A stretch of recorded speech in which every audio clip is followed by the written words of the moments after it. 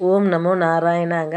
நாங்கள் எப்படி எங்கள் பெருமாளுக்கு படையல் போட்டோம், என்னென்ன பெருமாள்கள் இருக்கிறாங்க, அவங்க எப்படி இருக்கிறாங்கன்னு இந்த வீடியோவில் உங்ககிட்ட சொல்கிறது எனக்கு ரொம்ப சந்தோஷம். இது 108 திவ்ய தேச பெருமாள்களின் ஃபோட்டோ. இவங்க எங்கள் அம்மையும் அப்பனும். அம்மா பூக்களாலேயே மறைஞ்சிட்டாங்க. அப்பா தாமரை பூ வச்சுக்கிட்டு ஜோராக இருக்கிறாரு. இவர் பெரிய பெருமாள். இது திருப்பதியின் சில வாகனங்கள். இவங்க இந்த பெருமாள் 4 கோலங்களில் இருக்கிறாரு. நின்றான், இருந்தான், கிடந்து, நடந்த பெருமாள். கொஞ்சம் மண் வச்சு நவதானியங்கள் போட்டிருக்கிறோம். அதில் நவதானியங்கள் முளைத்திருக்கிறது. பூக்களால் வெள்ளையாக இருக்கிறதெல்லாம் மல்லிகை பூ. எங்ககிட்ட பூ இருக்கிறதுனால கொஞ்சமாக பூவால் அலங்கரிச்சிருக்கிறோம். வருடத்தில் ஒரு நாள் புரட்டாசி சனிக்கிழமையில் பெருமாளை கோயந்தான்னு கூப்பிட்டு பாருங்க. அவங்க பெருமாள் உங்களை வருஷம் ஃபுல்லாக காப்பாற்றுவார். அவர் சனிக்கிழமையில் அவருடைய சிறப்பு. கோவிந்தான்னு கூப்பிட்டா எங்கே நின்று எப்படி நின்று எந்த இடத்துல நின்னோம் நம்ம கோவிந்தான்னு கூப்பிட்டோமா அவர் என்னான்னு கேட்பார்.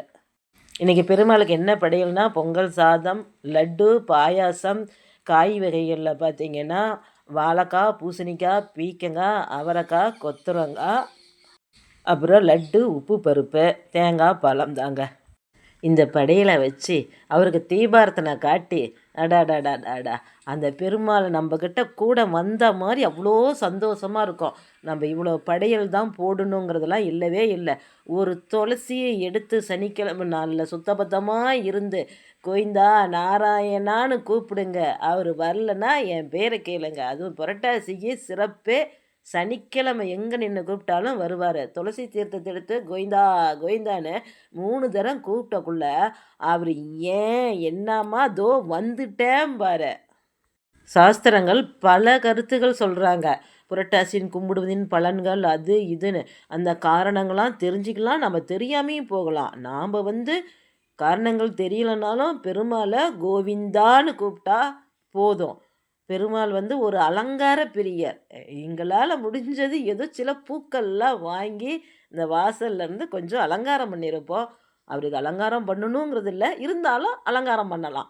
அவருக்கு சின்னதாக ஒரு வீடு தனியாக வச்சு இந்த ஒரு மாதமும் நாங்கள் அவங்கள வணங்குறதுல இருக்கிற சந்தோஷம் வேறு எதுலேயுமே இல்லை. இந்த ஒரு வருஷத்துக்கும் ஒரு தடவை வணங்கிட்டோம்னா அந்த வருஷம் ஃபுல்லாக நம்மளை உள்ளங்கையில் வச்சு பெருமாள் காப்பாற்றுவார். அவரின்றி நாம் இல்லை.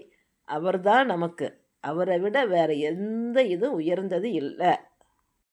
நம்ம கையில் கிடைக்கிற பூ அதெல்லாம் போட்டு அலங்கரிக்கலாம். அவருக்கு அவ்வளவோ ஆடம்பர செலவு பண்ணணுங்கிறதெல்லாம் எதுவுமே இல்லை.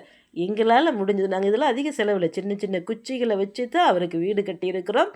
ஓம் நமோ நாராயணா.